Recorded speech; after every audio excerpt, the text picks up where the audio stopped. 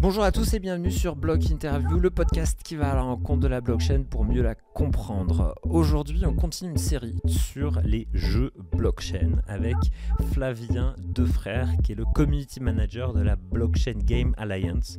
La Blockchain Game Alliance, c'est une organisation, une association qui regroupe aujourd'hui, je crois, 400 entreprises, 400 studios, 400 organismes qui travaillent autour de la blockchain, mais principalement autour des jeux. Alors, il y a beaucoup de ces entreprises qui sont des créateurs de jeux, comme par exemple The Sandbox, que vous pouvez retrouver également en interview sur Block Interview.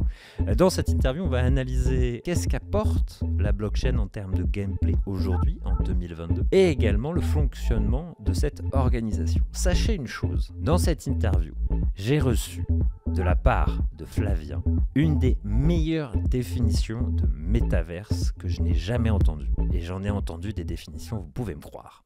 Alors, je vous souhaite une très très bonne écoute. À tout de suite. Bonjour Fabien, merci beaucoup d'avoir accepté de joindre Block Interview pour parler jeux décentralisés, pour parler Blockchain Game Alliance et plein d'autres trucs. Alors, je t'ai envoyé les questions. Il manque la première question dans mon questionnaire que je vais te poser tout de suite. Si le Web3, cette révolution, je mets des guillemets, et les jeux décentralisés devaient avoir un hymne, une musique, ce serait laquelle ? Waouh, c'est compliqué. Bon, déjà, salut Alex, très content de pouvoir être sur ton podcast. C'est un plaisir de pouvoir parler de blockchain gaming avec toi. Un hymne, en plus, je devrais vraiment m'attendre à cette question parce que j'adore la musique. Donc, oui.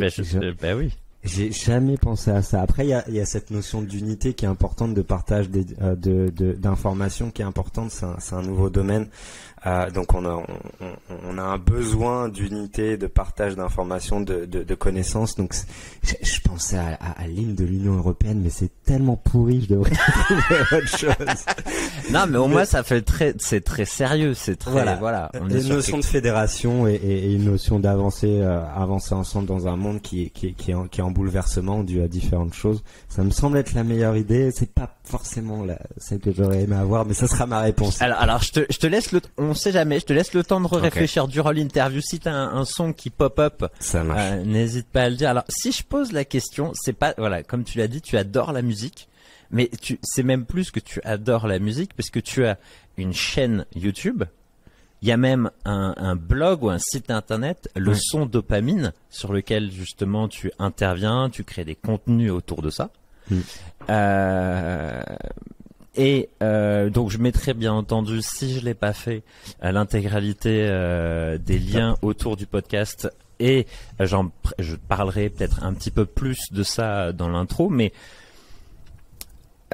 si on parle un petit peu de ton amour pour la musique, juste pour savoir, ça vient d'où? Si un peu pour t'apprendre à te connaître. Ça vient depuis que j'ai été dans le ventre de ma mère qui est prof de musique et mon père qui était vraiment à fond dans la musique. Ils se sont rencontrés grâce à la musique, donc j'ai été baigné là-dessus. Et en faisant mes études en digital, je me suis vraiment posé sur la relation musique et marque, et j'ai voulu en parler parce que personne n'en parlait. Et là, personne ne parle trop du Web3 musique aussi, donc j'ai envie d'en parler aussi. Ouais, parce que j'ai pas précisé que les vidéos que tu fais. Alors il y a une première vidéo, c'est grâce à elle que je suis rentré. Du coup, j'ai découvert ta chaîne YouTube. C'est justement sur les marques et la musique. Mais si on prend les dernières, c'est principalement justement sur le jeu vidéo, enfin les jeux décentralisés et leur implication dans la musique. Et c'est vrai que le Web3 c'est tellement vaste, je pense. Tu vois, il y a tellement de choses qui se passent un peu partout qu'il est quand même assez dur d'avoir une vue globale sans forcément laisser de côté des éléments. Mais s'il y a bien quelque chose qui rassemble tout le monde, que ce soit, tout le monde fondamentalement, c'est la musique, c'est le rythme, c'est les notes. Pour les gens qui lisent la musique et ne peuvent pas l'écouter, et c'est un travail super intéressant que j'invite tout le monde à écouter. Et une autre question pour un peu apprendre à te connaître, là on va quitter un petit peu l'univers de la musique. Est-ce que toi tu es joueur? Je suis obligé. Non mais je veux dire, est-ce que t'étais joueur? est-ce que t'étais joueur avant de rentrer dans Non, mais le bien jeu? sûr, bien sûr. En tout cas, c'est vrai que c'est important d'être curieux dans le métier qu'on fait, hein.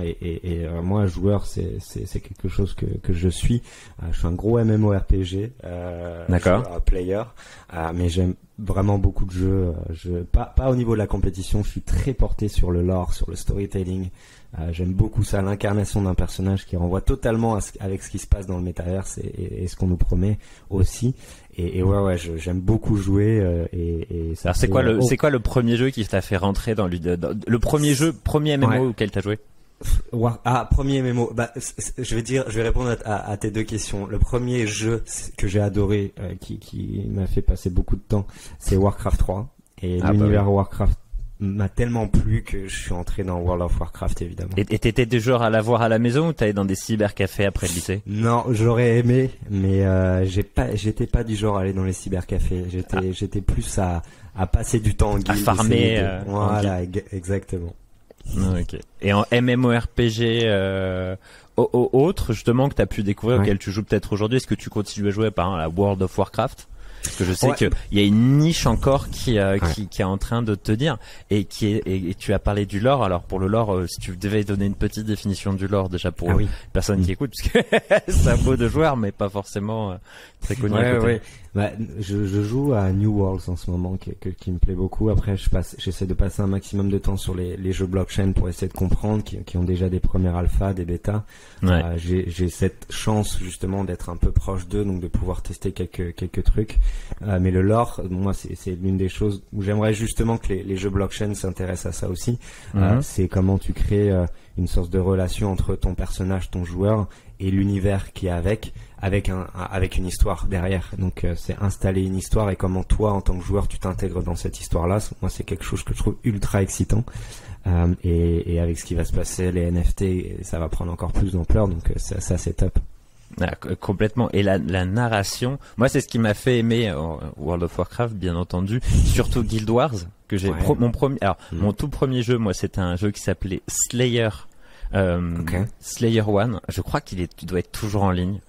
C'est un truc en 2D, t'avais un petit personnage et du coup c'était fait, je pense, avec RPG Maker. D'accord. Qui était un logiciel que tout le monde pouvait avoir sur Windows et tu pouvais créer ton propre RPG. Cool. Et même je pense que le logiciel RPG Maker existe toujours. Peut-être qu'il a changé de nom, mais quand je regarde certains jeux décentralisés, en termes de visuel, je retrouve tellement sur certains. Tu sais, j'ai une petite émotion un peu de mais genre mes premiers jeux, mes premiers MMO et du coup voilà, il y a cette histoire un petit peu de nostalgie. Exactement, qui marche trop bien. Si on devait faire, alors là c'est une petite question, alors les gens qui écouteront cet épisode me diront oui mais tu crées cette question pour en faire un extrait. Eh bien ils ont raison. C'est la première question extrait, on va dire. C'est quoi les 5 jeux? Alors blockchain hors blockchain, tu mélanges les deux. Les 5 premiers jeux qui te viennent en tête là, sur lesquels t'as pris du plaisir, t'as découvert une petite pépite, un truc, voilà, mélangé. Ou alors, je vais en dire un qui n'est pas décentralisé et les d'autres décentralisés. Je pense que le premier c'est World of Warcraft parce que c'est ce qui m'a permis c'est un peu l'épiphanie qui m'a permis de dire mais oui, la blockchain par mon expérience dans le jeu World of Warcraft avec toute cette économie qui existe dans le jeu et la frustration qu'il y avait à ne pas pouvoir sortir du jeu en termes de monnaie, d'extraction de la valeur qu'on a dans le jeu.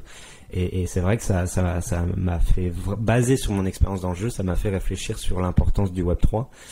Et les autres jeux, je pense qu'il y a plusieurs jeux décentralisés qui aident à comprendre les principes Web3. Et ça, c'est génial de pouvoir apprendre en jouant. Je pense que c'est important d'être éduqué sur ce qui se passe et de pas rejeter les nouvelles technologies. Et sans avoir à savoir comment définir une blockchain, de pouvoir comprendre des principes par le biais d'un jeu, c'est génial. Et The Sandbox m'a beaucoup aidé sur le principe de lend. Pourquoi c'est intéressant d'avoir une lend. Je pense que la notion de communauté aussi, c'est quelque chose que j'ai beaucoup aimé que j'aime beaucoup dans Star Atlas. Comment prouver Star Atlas, c'est un jeu qui se veut être un MMO, mais qui est pour l'instant un jeu où il y a, avec des fonctionnalités qui sont assez basiques. Et ils mettent tellement d'efforts sur le lore, justement, qu'il y a toute une communauté derrière qui montre que on est en train d'être dans un nouveau système de développement de jeu qui se veut être par itération. Et on développe des nouvelles fonctionnalités grâce aussi au retour de la communauté, et ça, je trouve ça top. Trop bien. Ashrush, qui est un Warcraft 3 like que j'ai testé en blockchain, et j'attends beaucoup de ce jeu-là aussi. Donc on va voir comment ça se passe. Et Illuvium, qui est juste magnifique en termes de design, game design. Alors, Illuvium, juste une question, j'ai pas eu le temps d'aller voir, justement, parce que je les suis, je crois que je suis même sur le Discord, mais ça fait longtemps que j'ai pas jeté un coup d'œil. Ils en sont où? Parce que ça avait fait beaucoup de bruit. Ça fait partie des jeux qui avaient fait le plus de bruit en 2021 parce que la promesse de gameplay, la promesse visuelle était tellement en avance, je trouvais. Par rapport à ce qu'on peut voir. Il y aura une question justement sur le gameplay et le rendu versus mobile first, j'irais jusqu'à dire. Mais justement, est-ce que tu sais où ils en sont aujourd'hui? Ouais, ils ont deux parties de leur jeu. Ils l'expliquent comme une notion de genre de monde ouvert.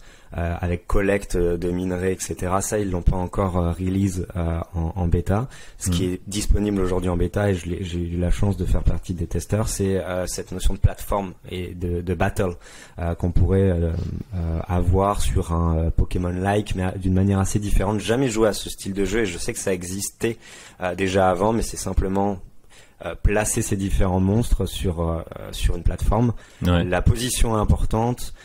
Les spécificités de ces monstres-là sont importantes. Ton héros est important aussi. Et tu cliques start et t'as une battle qui se passe, et voyons ce qui se passe et ce que tu vas gagner en fonction de la position. Et c'est très fun. Et même en bêta, ça se trouve s'ils sont en alpha, je sais plus. Je crois qu'ils sont en bêta quand même. C'est juste magnifique. C'est très très beau, et l'aspect graphique est très chouette. Donc c'est ce qui rassure sur ce qui va se passer après. Ok, donc là la stratégie, elle est vraiment en amont en fait. Et j'imagine que tu vois pas ce que fait l'adversaire, où il les pose lui. C'est contre une IA pour l'instant. Ils sont pas sur une notion PVP, mais je crois que c'est dans les tuyaux que ça devra arriver. Ouais, parce que ce serait complètement dingue. Et parce que après tu peux interagir après ou pas du tout. Tu peux toi sur la bêta, hein, t'es vraiment sur une plateforme très basique, et je pense le niveau PVP doit peut-être être disponible sur la nouvelle version de la bêta. Faudrait que je vérifie, mais ça se trouve je dis une bêtise. Maintenant, avec cette deuxième release qui est depuis la semaine dernière, je crois que la notion de PVP est possible. À checker. Donc n'hésitez pas à aller voir, bien entendu. Le lien sera ici. Justement, quand on parle de ta découverte de l'univers NFT et décentralisé, tu m'as parlé tout à l'heure de World of Warcraft.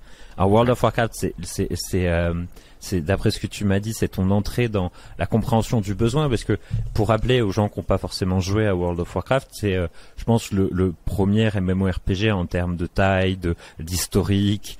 Alors il y a une super chaîne YouTube qui analyse les jeux vidéo. C'est une toute petite chaîne. Alors, importante chaîne, mais c'est un garçon qui analyse, je me rappelle plus du nom, si ça me revient je le dirai, qui a fait l'histoire de World of Warcraft, à voir absolument, super intéressant. C'est pas un Y, non? Je crois, ouais. Et il a fait des vidéos notamment sur, je sais pas moi, des joueurs des espions qui avaient joué dans d'autres MMORPG. Voilà, sa chaîne est consacrée au MMORPG et avec une vision un peu intéressante. Il a analysé des comportements de joueurs aussi, du coup c'est vachement cool. Donc ça, c'est ta découverte du besoin, parce que dans World of Warcraft, c'est un jeu où il y a toute une vie, avec de l'argent. Au début des années, je sais pas moi, 2010, on commençait à avoir des fermes en Chine où des joueurs jouaient pour collecter de l'argent World of Warcraft. Et ensuite le revendaient contre des euros sur des marketplaces en soi externes à World of Warcraft, comme farmer, parce que le mot farmer, pour le dire pour les non-joueurs, c'est quand on passe du temps pour faire monter par exemple de niveau son joueur, ou faire monter une arme de niveau, ou faire voilà, il y a plusieurs choses, et revendaient leur compte en fait quand ils avaient atteint un certain niveau mais on était plutôt sur des entreprises chinoises qui avaient développé ça, ou sur des joueurs qui avaient développé ça, et pas forcément d'autres interactions que juste acheter pour jouer, quoi. Et donc ça, c'est ce que tu m'as dit, c'est la manière dont toi tu l'as découvert, compris, mais comment t'es rentré justement, c'était quoi la corde qui t'a dit, regarde, il y a un univers crypto. Je suis pas rentré dans la crypto par le jeu, je suis rentré alors je vais faire partie des gens qui vont te dire en 2018 j'ai investi, j'ai juste mis 10 € dans mon wallet Coinbase pour voir ce que ça allait se passer, mais sans vraiment comprendre la technologie. Et je crois que on est quoi, 2022, donc c'était fin 2020 avec l'explosion NFT, ça m'a intéressé, début d'explosion, et je me suis dit qu'est-ce que c'est que ça, et j'ai voulu justement, je trouvais ça très cool de se dire acheter un NFT c'est en être propriétaire, ce qui n'existait pas sur des biens physiques. Donc la notion de bien digital et d'ownership sur ces biens digitales, je trouvais ça assez ouf, et faire partie d'une communauté, c'était encore plus ouf. Et la construction de communauté à cette période-là était assez impressionnante avec les Bored Ape, etc. Et on l'a vu comme quelque chose qui a été voué à plus de la spéculation qu'autre chose, mais moi je me suis vraiment accroché à cette idée de communauté, et qu'est-ce qu'on pouvait avoir en échange de cette ownership, de cette propriété, et ne pas vouloir revendre ça, je trouve, et de hold comme on dit aujourd'hui, ou de hodl en fonction de si vous êtes arrivé au début ou pas. Mais moi je trouvais ça très cool, donc je suis arrivé sur les NFT, mais je me suis dit ok, si tu comprends les NFT, faut comprendre la blockchain, et j'ai vraiment voulu m'éduquer là-dessus. Et ça a été quoi tes sources de à cette époque-là? Très très très américanisé. J'ai pas trouvé en fait, les chaînes françaises que je trouvais étaient très portées sur l'aspect financier, et je ne suis absolument nul en finance. Donc ça m'intéressait pas, je voulais vraiment comprendre les concepts derrière, et j'ai été sur des chaînes qui sont plus américaines que françaises, mais ça a tendance à changer un petit peu. Et est-ce que tu aurais des noms de chaînes, par exemple, des choses peut-être que les gens puissent suivre, peut-être des gens qui peuvent écouter cet épisode, qui se disent attends, justement 2-3, pas forcément beaucoup, les trucs, celles où t'as le plus, peut-être celles que tu continues à regarder. Il y en a pas mal, tu vois, j'essaye de regarder en même temps. Moi, je sais qu'il y a beaucoup de celui que j'aime beaucoup, c'est Paul Baron Network, Paul Baron qui est un Américain qui justement même maintenant, même depuis des années où il s'occupe de ça, il essaie de démocratiser dans la compréhension de la blockchain par le biais de nouveautés, de use cases, de nouvelles qui comme pourquoi on considère important pour Starbucks d'être dans la blockchain. Ils ont annoncé un partenariat Polygon, donc au lieu de le dire, il l'explique aussi. Et moi j'aime beaucoup aussi ce qu'il fait. Et après ça s'est mis sur des formats comme Navic, qui est un format YouTube qui est plus porté sur la blockchain gaming, et que j'aime beaucoup et que je suis beaucoup aussi. Ok, donc ça voilà, n'hésitez pas à aller voir après avoir écouté bien entendu ce podcast, ou en l'écoutant si vous allez l'écouter sur Spotify, parce que c'est des chaînes qui peuvent vous ouvrir justement à des use cases. Et sur Block Interview, on va essayer de développer aussi petit à petit ça, parce que moi j'ai découvert le gaming en 2019 grâce à une interview avec Nicolas Poire, qui était à l'époque BIM. Alors c'est trouvé ça trop classe, Blockchain Initiative Manager. Et bim. Et voilà, et bim. Et bim chez Ubisoft. N'hésitez pas à aller écouter ça, parce que il fait un cours dedans, littéralement. Parce qu'à l'époque, on est quand même au tout début, aux prémices. C'est à cette époque-là que j'avais découvert l'existence des cypherpunk, des choses comme ça. Donc voilà, n'hésitez pas à aller le voir. Et si je parle de lui, c'est pour revenir sur 4 grands impacts que la blockchain peut avoir dans les jeux vidéo, qui m'avait présenté à l'époque, et j'aimerais qu'on fasse un tour sur ces 4. Alors je vais les dire comme ça, et après on reviendra sur les 4 pour voir qu'il y a eu des évolutions.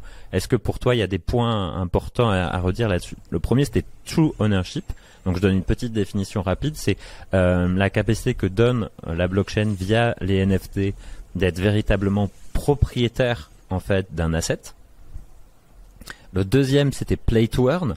Donc c'est à l'inverse des jeux par exemple comme les jeux traditionnels. En fait, vous passez du temps sur le jeu, et ce temps est récompensé par le plaisir que vous y avez, mais après à partir du moment où le jeu s'arrête ou vous ne vous jouez plus, il n'y a pas de possibilité que ce temps en fait que vous passez, que cet engagement en fait que vous passez dedans vous puisse être récompensé, ou que au-delà du fait qu'il est récompensé, même le temps que vous passez sur le jeu puisse être réinvesti dans le jeu d'une quelconque manière. Tu me dis si l'une des définitions je le précise mal. Hein. Non, très bien. Forcément, je rajouterai des choses, mais en tout cas, la def est cool. Ensuite, il y avait le troisième point qui était le cross-game asset, la possibilité d'avoir un NFT, du coup un asset d'un jeu dans un jeu A et pouvoir l'utiliser dans un jeu B. À l'époque, je me rappelle, il me parlait de Assassin's Creed. Genre, imaginons que t'as ton cheval préféré de Assassin's Creed, je sais pas moi, Odyssey, ou ton arc que t'as charbonné parce que c'est un arc légendaire. Mais en fait, cet asset-là, il pourra être utilisé. Alors peut-être pas tel quel, mais la valeur de ton travail dans ce jeu A, dans ce Assassin's Creed A, pourra réêtre utilisé dans un Assassin's Creed C ou D qui sortira plus tard. Et pour le dernier. Alors ça, j'entends plus parler de ce dernier point. C'était le e-sport, notamment sur la validation via la blockchain en elle-même de mouvements de joueurs dans une compétition, puisque la blockchain est immuable. Et bien voilà, il y a la capacité de dire cette personne a tiré à ce moment-là a gagné, et du coup on note ça sur la blockchain. Donc, est-ce que ça te dit de revenir sur ces 4 points? Et de voir un petit peu aujourd'hui, parce qu'à l'époque il y avait très très peu de jeux, on parlait je sais pas moi, CryptoKitties, c'était genre point. Amusez-vous. Voilà, c'est ça. Mais voilà, est-ce qu'on peut rejoindre déjà? Je te propose de discuter, premier point, le true ownership. Ouais, c'est très cool. Moi, c'est ce qui m'a fait, la première raison qui m'a vraiment poussé à m'intéresser au jeu blockchain. Mais pourquoi j'aurais pas justement les in-game assets, les éléments du jeu, et je prouverais pas, j'aurais une manière de prouver qu'ils sont à moi et non pas à l'éditeur du jeu Blizzard par exemple pour World of Warcraft. Et ça c'est vrai que c'est quelque chose où je me suis dit mais c'est top, et c'est pas facile à expliquer en vrai, et l'ownership, surtout quand on parle de bien digital, et quand on réfléchit vraiment à ça.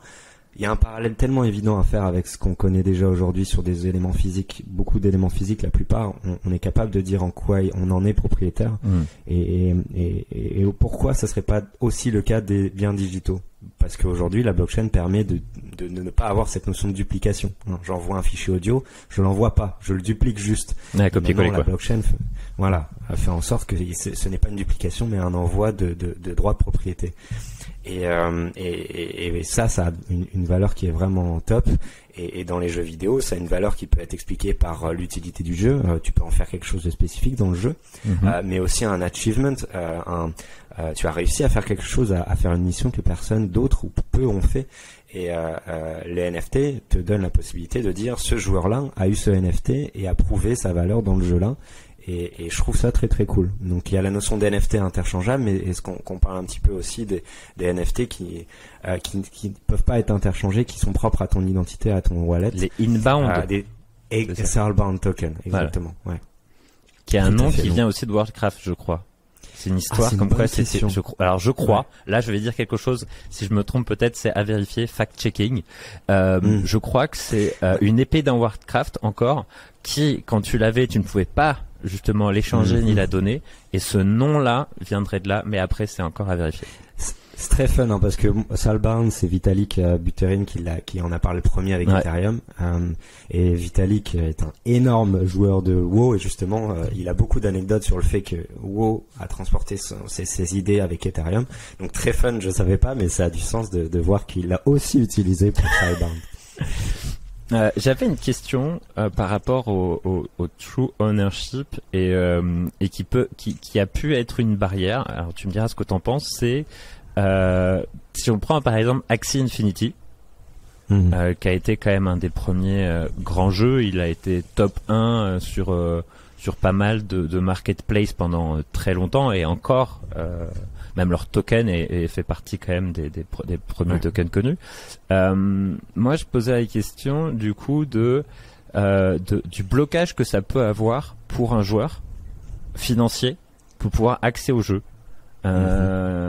Ok, je veux jouer à Axie Infinity.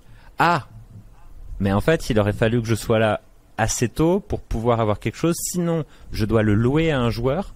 Du coup, le joueur me le passe, je farm, je travaille en fait, mais la personne qui gagne, c'est pas moi, parce que c'est pas moi qui own véritablement.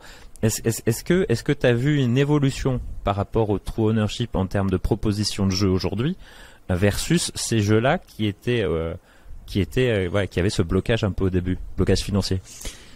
Ouais, c'est vraiment pas une question facile. C'est sûr que en soi, ce qui se passe aujourd'hui, ce qui se passait déjà quand il y a eu ce boom-là, c'est ce qu'on appelle aujourd'hui les barrières à l'entrée. Effectivement, c'est une barrière à l'entrée de devoir investir autant d'argent quand tu veux jouer à un jeu.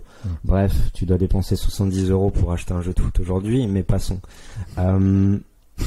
Aujourd'hui, si tu considères que tu ne peux pas te permettre de jouer à un jeu, c'est pour ça que les guilds se sont vraiment créés. Aujourd'hui, une guild, c'est comme Yield Guild Games, qui est l'une des plus importantes, se sont créés sur ces problématiques de devoir mettre autant d'argent au début pour jouer à un jeu qui te permettait d'être récompensé au niveau monétaire. Donc, qui n'est pas l'incentive la plus intéressante, mais je parle d'une époque qui était l'année dernière. C'est-à-dire, je veux mettre de l'argent, je ne peux pas mettre de l'argent au début, mais il y a tellement d'avantages à pouvoir en gagner si je joue au jeu que je passe par une guilde justement pour me permettre d'avoir un prêt sur ce NFT. Donc ces guildes-là ont la possibilité de me prêter un NFT. Et alors comment ça se passe? Alors juste en termes, est-ce que je sais pas comment je sais pas si tu sais, mais comment ça se passe? Alors, j'arrive, parce que à partir du moment où il m'a transféré il doit me transférer son NFT. Ouais. Il y a quand même une question de confiance quand même là dans l'histoire. Exactement, ouais. En fait, ça dépend au niveau technologique et il faut vraiment faire attention à ça parce que on peut être surpris sur ça, c'est sûr. C'est que la propriété ne t'est pas donnée à toi joueur. La propriété revient toujours à Yield Guild Games en utilisant la guilde. Ouais. Il le met dans ce qu'on appelle un vault, coffre, je crois. Ce coffre-là, justement, a tous ces NFT-là, les blocs dedans et donne la propriété à un joueur en particulier, avec l'accès à ce compte-là en particulier, pour pouvoir jouer au jeu. Avec des systèmes qu'on connaît aujourd'hui avec la crypto, qui permet justement de rediriger sur un wallet de manière efficace tant de pourcentage de gains à telle personne, tant de pourcentage de gains à telle personne, ça se fait automatiquement aujourd'hui et c'est ce qu'ils font.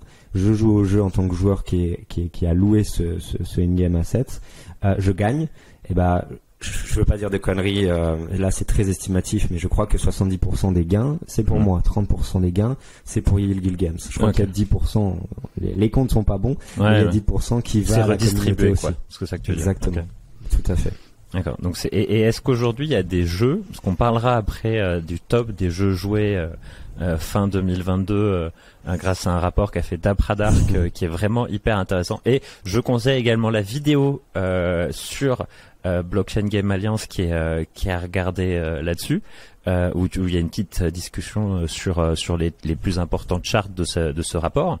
Mais est-ce qu'on a vu une évolution justement au true ownership dans les tops de ces jeux aujourd'hui? Est-ce que tu as vu par rapport à Axie Infinity?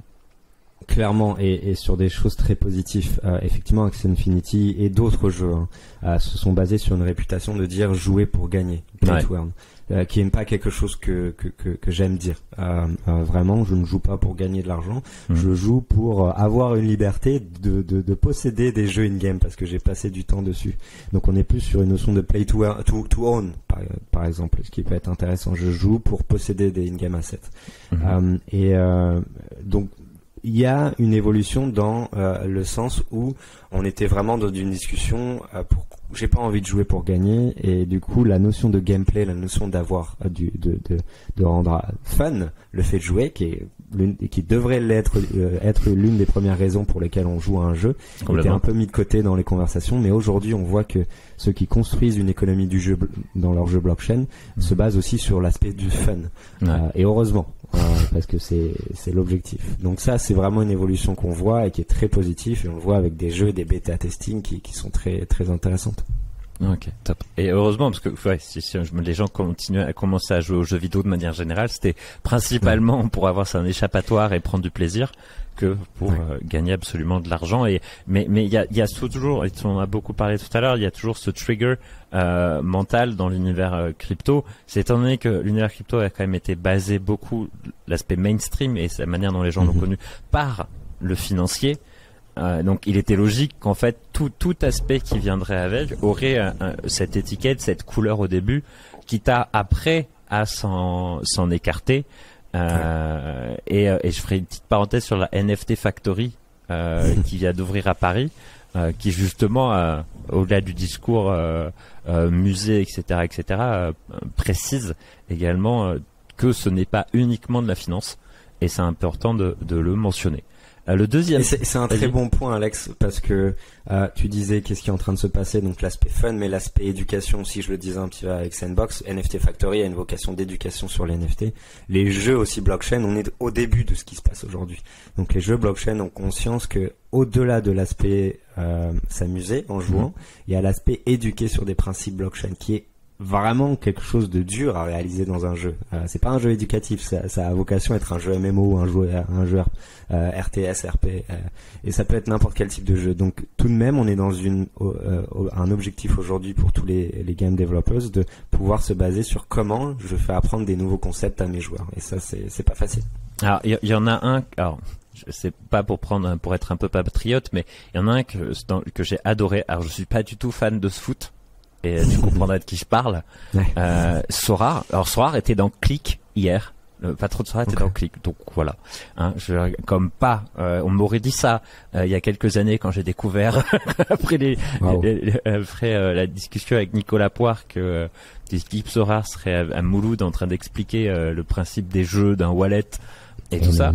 Le onboarding des joueurs sur Sorare en disant de toute manière, vous n'avez pas besoin de connaître. Vous pouvez rentrer, vous avez un compte avec votre mail, votre mot de passe, et vous pouvez directement commencer à jouer avec des cartes de base. Mais par contre, si tu veux aller plus loin, en fait, on va t'expliquer pourquoi en fait un wallet Ethereum existe, quels sont les intérêts pour toi en tant que joueur, et tout ça dans un parcours utilisateur hyper simplifié. Enfin, je trouve le plus du monde. C'est-à-dire qu'on se retrouve avec un wallet en l'espace d'une semaine. Parce que la première semaine, on jouait avec les cartes gratuites qu'on a eues, qui sont suffisantes, parce que c'est des cartes sur lesquelles on ne pourra pas rejouer. Ils ont une catégorie spécifique de compétition pour ces cartes-là. Mais après, on peut commencer à gagner des cartes. Et je connais des amis qui étaient eux très très fans de foot. Alors déjà, juste avec les cartes qu'ils ont eues gratuitement, on réussit à gagner des cartes rares de dingue très rapidement. Et après, on crée un wallet. Ils vont dire mais maintenant j'ai un wallet et tout. Et du coup, donc voilà, je trouve ça assez incroyable. Mais encore plus ouf, c'est l'un des seuls jeux où tu as une expérience desktop, mobile. J'ai pas essayé sur tablette, mais je suis assez confiant et web, qui est impeccable. Et ça, c'est super dur. De la plupart des jeux se concentrent sur un device en particulier. Donc de voir qu'il est utilisable sur n'importe quelle plateforme, c'est assez ouf. Donc vraiment, bravo à eux. On est très contents. Cocorico, c'est clair. C'est clair. Et un merci. Là, je fais une petite parenthèse. Un grand merci à Brian. Puisque quand j'avais fait Crypto for Good, du coup l'association caritative, quand on avait fait le live de 24 heures, on avait pu faire gagner des cartes rares aux gens. Ils n'avaient pas pu être là parce que c'est quand même des gens très occupés, mais ils avaient pu faire ça. Alors on passe au deuxième point. On a déjà un peu parlé du play to earn dans ce point-là, donc je passerai au troisième directement, qui est le cross game asset, qui est un peu c'est un peu un fantasme. Je trouve l'idée de bouger d'un asset d'un endroit à un autre. En discutant avec Nicolas de Ultra, il m'expliquait, alors je sais pas si c'est toujours son point de vue aujourd'hui, mais que déjà faire travailler un studio de jeux vidéo, c'est compliqué. Déjà dans un studio de jeux vidéo, enfin c'est comme toutes les entreprises, hein, tout le monde amène un petit peu sa touche et c'est très positif, mais ça peut aussi amener des divergences. Mais de là à s'imaginer que dans un jeu A qui est créé par un studio A, je pourrais envoyer un item dans un jeu B qui est créé par un autre studio, là il me disait on est plus dans le fantasme qu'autre chose. Est-ce que tu vois toi des mouvements, des choses importantes à ce niveau-là? Non, je suis d'accord avec Nicolas. C'est un fantasme, mais en fait, tu l'as très bien expliqué au début quand tu as apporté une définition. Déjà, je trouve que c'est un fantasme et pas forcément la meilleure des choses à faire, parce que On explique souvent les jeux blockchain et le métaverse avec Ready Player One et le fait d'avoir un personnage qui va dans différents mondes. Mais sincèrement, mon orc dans World of Warcraft avec une histoire particulière que j'ai voulu définir, j'ai pas envie qu'il aille dans un FPS avec un gun, quoi. Ça a aucun sens. Donc il faut que ça fasse partie de l'écosystème. Mais tu l'expliquais bien. La valeur des jeux, des assets in-game, des éléments du jeu doivent être interopérables. C'est-à-dire que toute la valeur que j'arrive à avoir d'un jeu ou de plusieurs jeux, je peux prétendre à pouvoir l'utiliser dans d'autres jeux. Comme tu l'as dit, ça peut faire référence à peut-être un NFT en particulier qui a une autre qui peut être échangé, qui peut avoir une utilité dans un autre jeu d'une manière totalement différente, parce que n'oublions pas que si un jeu blockchain n'existe plus, il peut revenir parce qu'il est sur la blockchain, il y a des principes qui sont faits sur la blockchain et on peut avoir des game designers qui peuvent retravailler dessus parce qu'il y a une communauté derrière. Donc c'est possible de revenir sur un jeu blockchain après. Mais donc du coup de donner différentes utilités par le fait d'avoir NFT A sur un jeu A et NFT B, le même NFT sur un jeu B, c'est possible si ça a du sens et que c'est une utilité. Mais aussi la valeur s'explique par l'aspect monétaire et on gagne l'économie du jeu, elle existe depuis toujours dans World of Warcraft aussi, mais c'est sur un monde qui est fermé, on peut pas le sortir du jeu. Et de devoir se dire que cette économie-là, il est ouvert et peut être transposé dans différents jeux, ça donne la liberté aux joueurs de ne pas être d'être indépendant et de ne pas être dépendant d'un jeu en particulier. Je sais pas toi, Alex, mais même si je suis un grand joueur de MMO et que je jouerai à la prochaine extension World of Warcraft, j'y joue plus aujourd'hui. Et donc d'avoir cette flexibilité de dire j'ai eu une valeur dans le jeu World of Warcraft et que je peux transposer dans un autre jeu, pour moi c'est l'interopérabilité. Je suis d'accord. Alors, on a fait beaucoup de pubs pour nos amis Blizzard. Est-ce que tu aurais des exemples aujourd'hui, toi, au sein de la Blockchain Game Alliance, de jeux, parce que tout à l'heure tu donnais des exemples, ce qui était vachement intéressant, c'est que tu as donné des exemples par rapport aux différentes thématiques qu'on a abordées avant. Est-ce que sur l'aspect cross-game asset, est-ce que tu vois des jeux qui aujourd'hui sont en train de travailler ça et mettre cet aspect-là, pas forcément au centre de leur stratégie, mais comme élément important? Très peu. Il y a surtout, ça se justifie, ça se montre par des game studios qui voudraient proposer à d'autres studios gaming qui développent leurs jeux de partager un univers ensemble. Et donc on a Live Beyond qui est français, qui est d'Airwise, qui est une agence et un studio français qui fait partie de BGA, qui a développé Live Beyond, qui se veut être un MMO qui était testable avec son premier alpha test. Ils ont proposé justement à d'autres jeux, d'autres univers blockchain, de créer un item spécifique dans Live Beyond, de pouvoir se dire que l'univers d'autres jeux blockchain se retrouve dans Live Beyond. Mais ça fait référence à des partenariats qui sont pour le moment très temporaires et qui, je ne pense pas, sont inscrits dans le code. Ils sont plus inscrits dans un partenariat où le game designer et le développeur a cette capacité à pouvoir intégrer dans le jeu un autre univers. Mais est-ce qu'il y a une interopérabilité entre les deux? Je pense pas que c'est trop le cas. Et vraiment, il y a tellement déjà la priorité est de donner un cas d'usage avec un gameplay fun. Donc est-ce qu'on doit vraiment aujourd'hui se focus sur l'interopérabilité? Peut-être pas. C'est un truc qui va venir. Encore une fois, on est au début, mais voilà, c'est pas encore le cas. C'est plus, et là je voulais revenir là-dessus en quatrième point, c'est l'aspect communautaire. Si je vois un autre exemple, c'est Dogami qui permet d'avoir ton Dogami aussi dans The Sandbox.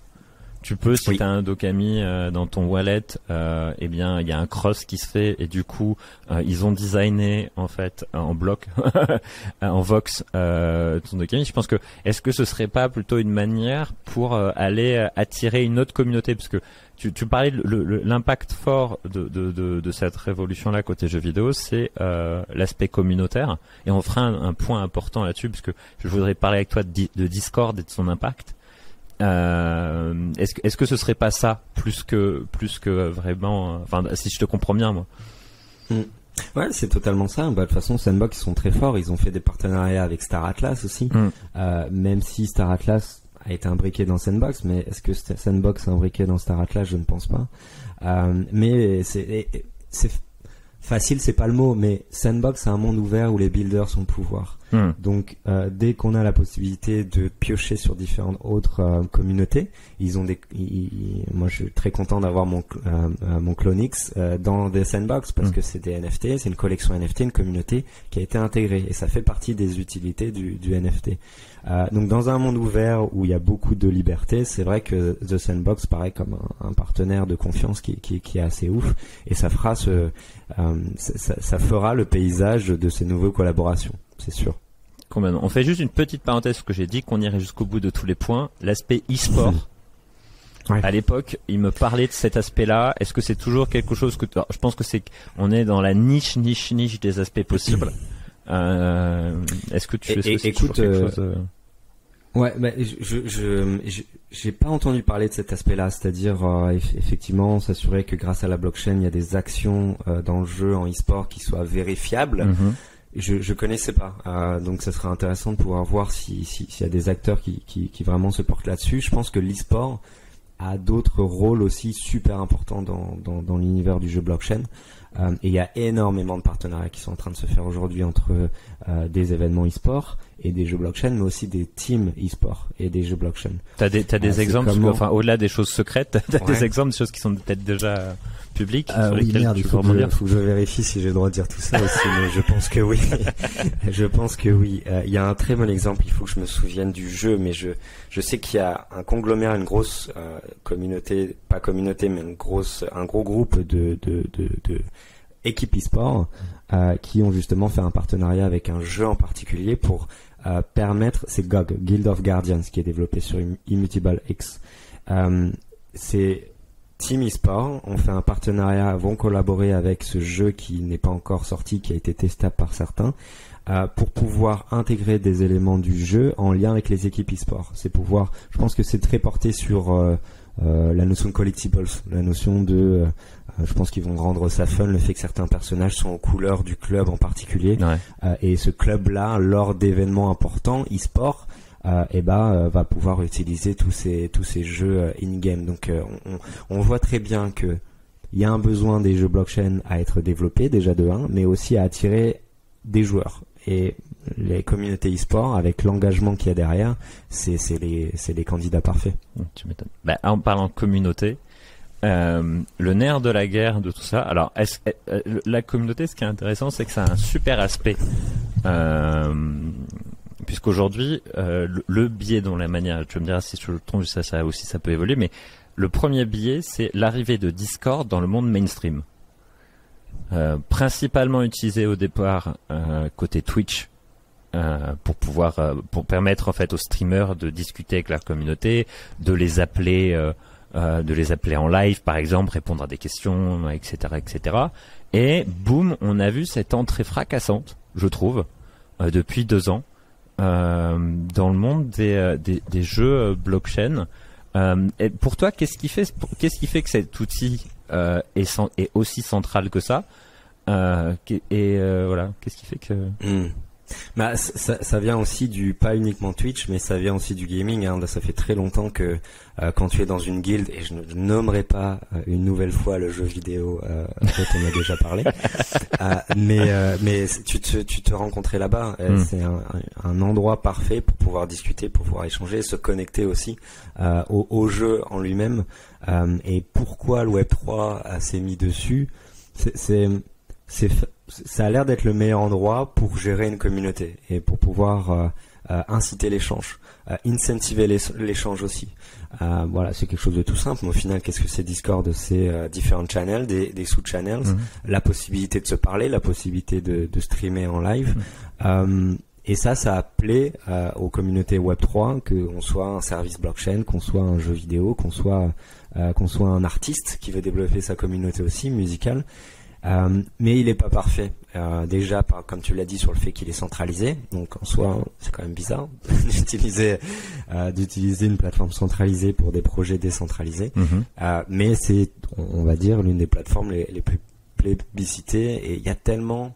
C'est aussi une plateforme ouverte au niveau développement. C'est-à-dire qu'ils sont pas fermés pour accueillir tout développeur peut développer une solution spécifique dans Discord qui permet d'automatiser des actions et cette notion d'incentivisation, de gamifier l'expérience dans la communauté, connecter son wallet, gamifier l'engagement. Exactement. Tout bête. Ça c'est complètement dingue. La première fois que tu connectes ton wallet dans une discussion web, parce que je dois valider du coup que je sois bien whitelisté, tiens, t'as ton truc et t'as accès à ça, donc c'est assez. Tu peux claim. Tu peux même claim directement depuis un Discord, ce qui est quand même assez fou. Donc ça, c'est pas grâce à Discord, c'est grâce à des développeurs qui, grâce à Discord, ont pu justement développer des choses à l'intérieur avec d'autres solutions. Trop bien. Alors là, on va passer à la deuxième partie, qui est une petite partie. Après, on abordera Blockchain Game Alliance. C'est le mot que tout le monde a eu à la bouche, qui a permis à des tas de livres de se vendre sur Amazon. C'est le mot métaverse.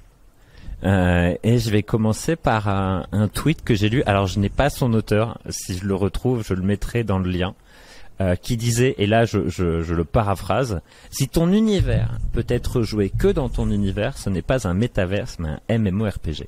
Et ce qu'il voulait dire, et toutes les autres commentaires en fait derrière, c'était pour dire, il n'y a pas de métaverse en fait. Aujourd'hui, il existe un peu comme ce que tu disais tout à l'heure sur ce fantasme du cross game asset, parce que métaverse égale cross game asset d'après moi. Il n'y a pas de, c'est voilà. Et je voulais revenir là-dessus et je vais donner une autre phrase, comme ça tu réagiras. Les deux vont dans le même sens.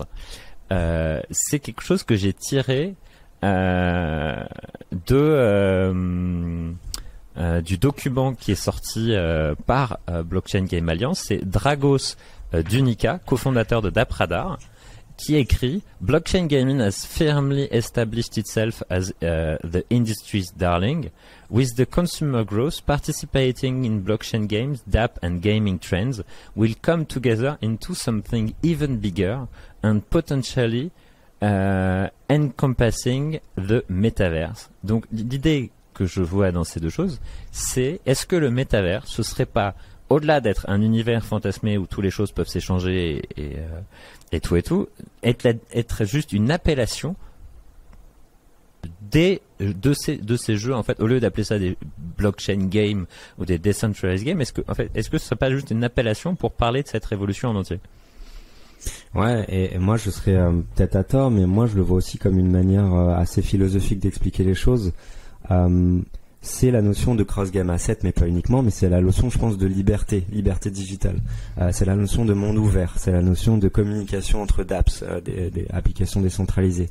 C'est une révolution dans la liberté de builders extérieurs, de designers qui ne font pas partie d'entreprises, de pouvoir être rémunérés par leur travail dans un monde digital et de s'assurer d'une bonne rémunération juste. Et donc ça sonne très cheesy, mais je trouve que le fait de l'expliquer par un élément philosophique comme la liberté de pouvoir, en tant qu'être humain, pouvoir intervenir dans ce monde-là sans avoir des grands comme Microsoft, Amazon, et, Google, de nous fermer des portes. Pour moi, c'est ce qui explique le métaverse comme un monde en particulier. Et je suis totalement d'accord avec toi que beaucoup de définitions aujourd'hui qui m'énervent quand on dit j'ai fait un métaverse. Surtout le simple fait de dire j'ai créé un métaverse, mettez ce casque vert, ça m'énerve. mais ça doit pas être compris comme ça en tout cas.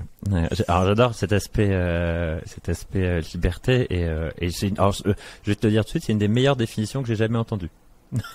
Oh, vraiment et je la transmettrai. Tu parles de casque vert, il y a un français qui s'appelle Lynx, enfin Lynx c'est la société, c'est un casque de réalité mixée qui est créé par un garçon qui s'appelle Stan, qui a au début été stagiaire dans l'ancienne entreprise où je travaillais, qui est GFI, dans le lab innovation, on avait reçu, je fais une parenthèse, on avait reçu un casque vert, je sais plus, un des casques verts, Microsoft ou autre. Il l'avait totalement démonté et il avait dit mais en fait je peux pas filmer, en fait je pourrais juste filmer le réel et y incorporer des choses dedans. Et donc il a un casque totalement embarqué. Qui s'appelle le casque Lynx que je te conseille d'aller jeter un coup d'œil. Carrément. Je pense qu'il y a même des choses à faire entre des assets, des NFT et ça. Et un jour, et je l'ai entendu dans une interview dire, le journaliste lui dit oui, mais du coup par rapport au métaverse, il fait non, mais en fait nous dans l'univers VR, si je prends juste l'univers VR ou AR, on n'a jamais employé ce mot-là. Ouais. Point. C'est ça. C'est exactement ce qu'il faut faire. C'est-à-dire que ça fera partie de ce qu'on connaîtra comme le métaverse avec toutes les fonctions qu'on peut avoir et l'expérience qu'on peut avoir avec les casques VR, mais de partir du principe casque VR égale métaverse est assez insupportable. Mais ça sera un acteur extrêmement puissant dans les mois années à venir. Et merci Ready Player One, qui est un très beau. Je vous conseille de lire Ready Player One. Le film est bien. Merci Alex, merci. Ça me saoule d'entendre les gens dire le film est génial. Non, le livre est génial. Alors on peut dire le film est visuellement. Enfin, je veux dire, voilà, visuellement, il est vraiment. Je trouve que la prouesse, elle est visuelle. Mais le livre est à lire absolument. On finit cette petite interview en parlant de la Blockchain Game Alliance, parce que c'est quand même hyper important. Est-ce que tu peux, les 3 points à aborder sur la Blockchain Game Alliance, c'est qu'est-ce que c'est que cette structure, son fonctionnement en quelques mots et votre vision. Alors qu'est-ce que c'est que la structure? C'est aussi la vision. Ouais. Non, totalement, ça vient avec. On a été, pour donner un historique, tu as mentionné 2 personnes importantes qui sont les doubles Nicolas, si on peut les appeler, de Ultra et d'Ubisoft, qui font partie du board, qui font partie vraiment des membres de direction de BGA, qui a été et parmi les fondateurs d'ailleurs de BGA, Blockchain Game Alliance, en 2018, où il y avait un besoin de se réunir pour essayer de comprendre ensemble ce que ça voulait dire d'intégrer la technologie blockchain dans les jeux vidéo. Donc il y avait un besoin de partage de connaissances et de cas d'usage. Et aujourd'hui, c'est vraiment notre mission, c'est vraiment de comment on peut promouvoir la technologie blockchain dans l'industrie du jeu vidéo. Et ça passe par différentes façons. Et la première et la plus importante, c'est d'avoir la communauté la plus importante, la communauté de professionnels qui mettent les mains dans le cambouis en termes de services blockchain, technologie blockchain et en termes de jeux vidéo, qui est vraiment notre focus aussi. Comment aider les entreprises de jeux vidéo blockchain à faire parler de leurs jeux auprès d'un public de joueurs, mais surtout auprès de professionnels qui pourraient les aider justement sur différents axes. Parce que, on le sait, l'intégration de la blockchain, il y a plein d'acteurs qui sont arrivés grâce à la blockchain dans l'industrie du jeu vidéo. Et c'est pas facile justement d'être au fait de tout ça. Et nous, on a vraiment ce rôle de rassembler tout le monde, de faire en sorte qu'il y a des échanges entre eux, des partages de connaissances. Donc il y a un côté éducation en interne très important aussi, mais en externe aussi. C'est pour ça qu'on publie des vidéos chaque semaine pour présenter nos membres et de tacler un sujet spécifique en lien avec une expertise qu'ils ont aujourd'hui. Donc parler de l'e-sport 3.0, qu'est-ce que ça veut dire, de parler des NFT, du métaverse, de parler de comment lancer son jeu vidéo blockchain, un aspect un peu moins fun mais tout aussi intéressant qui est sur l'aspect de compliance. Il se passe énormément de choses au niveau légal, c'est difficile de savoir où marcher sans casser un œuf. Donc voilà, on essaye d'apporter énormément de réponses grâce à nos membres. Et il y a enfin notre autre rôle, c'est de dire qu'on est là, donc de faire pas pression mais de faire du parler lobbying. De nous. Ouais, il faut pas utiliser le mot. Enfin, je le connais pas assez ce mot-là, mais oui, c'est ça. C'est en tout cas de prêcher la bonne parole, en tout cas avec des cas d'usage et des professionnels qui nous accompagnent auprès du jeu, de l'industrie du jeu vidéo, mais pas que. Ok. Il y a combien aujourd'hui de jeux ou d'entreprises au sein de la Blockchain Game Alliance? Je pense qu'on n'est pas loin d'atteindre les 450 compagnies, donc entreprises, qui nous ont rejoints aujourd'hui. Donc on est vraiment la plus grosse organisation à but non lucratif. Je l'ai pas précisé, mais on se rémunère uniquement sur les fees que nos membres payent chaque année et on redistribue cette valeur pour nos membres. Donc on est vraiment une association. Et on a 450 entreprises qui nous suivent. On a des personnes individuelles qui peuvent nous rejoindre aussi sans avoir une entreprise. Mais 450 entreprises dans le monde entier. Ouais. Et j'avais une question. Comment alors là, t'as dit un truc que je savais pas, personne individuelle. Mais comment vous faites, enfin, comment vous définissez un jeu? Parce qu'on a beaucoup parlé de ça là dans l'interview, mais comment tu définis un jeu pour qu'il puisse rentrer dans la Game Alliance? C'est tous ne sont pas des jeux. On a besoin de s'entourer de professionnels blockchain. Donc on a des layer 1, des layer 2, des NFT marketplaces, des solutions qui essayent d'anticiper l'arrivée des bots sur des jeux, qui est un énorme problème pour l'économie d'un jeu blockchain. Ah bah ouais. Donc, et ça c'est assez important de le noter. Et tout acteur blockchain et tout acteur de jeux vidéo peut nous rejoindre. On a juste, et ce qu'on demande, c'est juste s'assurer que il existe. Les gens derrière existent et non pas et non pas juste des PFP profiles sur leur site internet. D'accord. Et voilà, c'est la seule barrière à l'entrée qu'on a, et justement leur demander qu'ils sont vraiment en train de construire quelque chose. Donc Okay. on leur demande justement des petites. On demande pas d'avoir un jeu prêt, on demande de nous prouver qu'ils sont en train de travailler sur quelque chose et qu'ils sont à cette étape, ce process de construction du jeu ou autre solution. Ok. Donc, tout à l'heure, tu parlais de votre objectif qui était justement de communiquer et d'être un hub, entre guillemets, de discussion, de choses comme ça. En termes de fonctionnement, comment ça se passe entre vous? Parce que si vous êtes 400, ça fait quand même beaucoup de monde. Comment ça se passe? Est-ce qu'il y a des meetings? Est-ce qu'il y a des choses? Exactement, ouais, tout à fait. Ça se passe par notre capacité en interne à proposer des sujets et à demander aux membres d'y participer via les communications, les live panels qu'on fait chaque semaine. C'est notre capacité à participer à des événements dans le monde et de dire qu'on est là, coucou, c'est nous, est-ce que vous voulez nous rejoindre? Parce qu'au final, notre objectif, c'est plus on est, mieux c'est. Pas en termes de valeur monétaire, mais en termes de valeur humaine. Ouais. Et l'autre chose que je voulais dire, mais ça va me revenir, c'est justement de pouvoir faire en sorte de pouvoir aller à cet événement et de profiter de ces événements-là pour créer des événements physiques, de dire mais vous êtes membre BGA, voyons-nous ensemble. Et quoi qu'on en dise, métaverse, pas métaverse, blockchain, en ligne, on voit très très bien que quand on a la capacité de se rencontrer physiquement, même si on est dans cet univers-là, ça permet d'améliorer notre capacité à collaborer ensemble. C'est une évidence et ça on le voit. Juste le fait de prendre un verre pendant un événement, un BG Meetup, comme on les appelle. Ok. Alors j'avais prévu de parler un petit peu des pain points, des choses comme ça qui ressortaient de votre rapport annuel 2021. Mais ce que je me dis, c'est que je vais peut-être garder ça pour votre rapport 2022. Oui.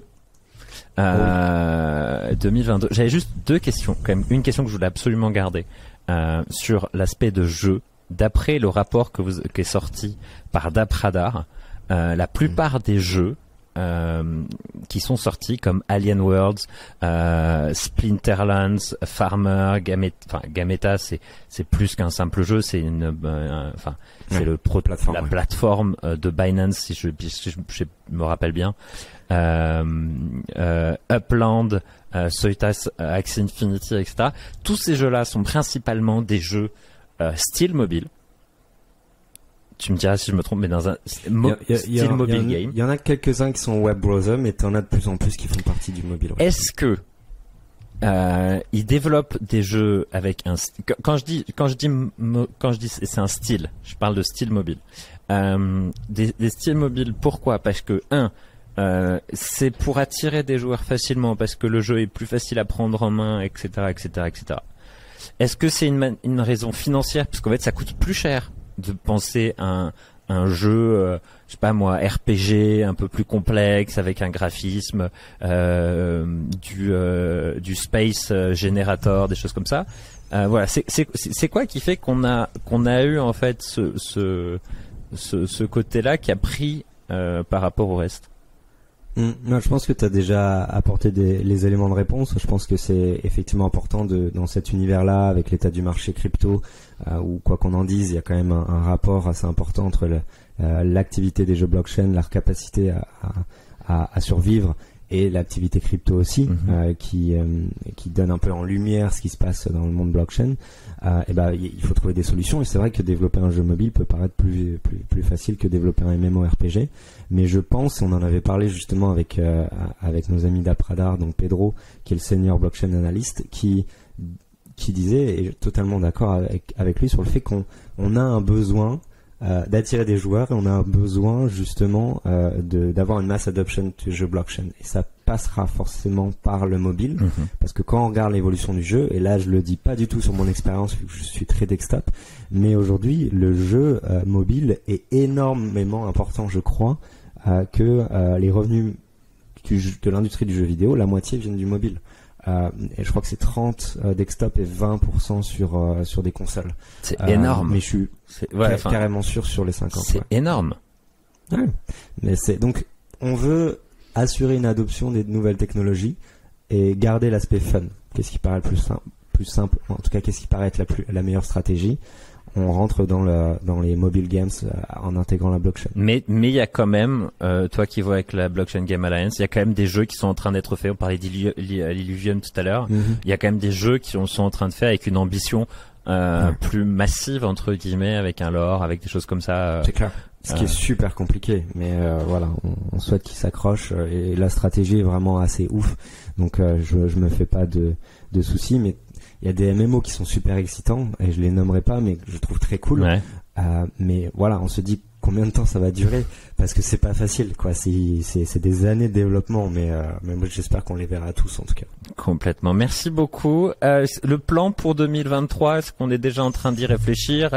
L'évolution des nouveautés pour la BGA, en quelques mots?